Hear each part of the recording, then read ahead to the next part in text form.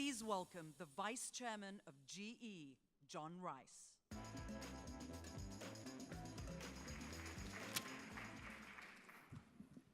Good morning.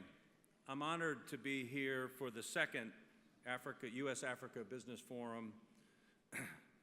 This is an effort that has been underway for a number of years and is really important to the growth in the region. We say that from the perspective of a company that's been active in Africa for 100 years. We now have over 4,000 employees across the continent operating in over 35 countries. And we've seen the growth and we've seen the development, and we understand how important it is, and frankly, more and more about our role.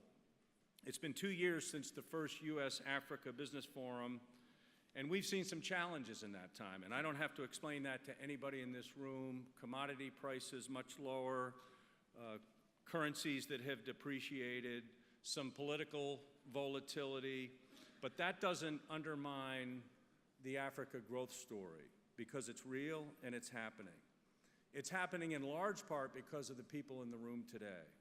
People who have courage and conviction to make it happen, because it does take leadership, innovation, financial wherewithal, and cooperation to make this happen, and the cooperation has to exist between the governments and the private sector. Across the room, I see leaders who have put a big focus on building infrastructure for their people, because it's so important. Without electricity, without clean water, without basic health care, all the rest is just talk. We have a role to play. We expect to be a critical partner in this progress. We've supported the development of 11 gigawatts of power generating capacity across the continent just since the last forum. Nigeria has been and continues to be a strong leader and a pioneer in the economic partnerships to drive development. The world's 22nd largest economy and 7th most populous country, Nigeria is an enormously important growth engine in the region and in the world.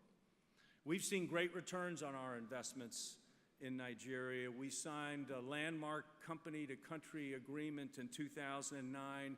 We continue to revisit it and revise it and make sure it's right for today's agenda in Nigeria. We've helped to support the Nigerian economy with 4,000 megawatts of power.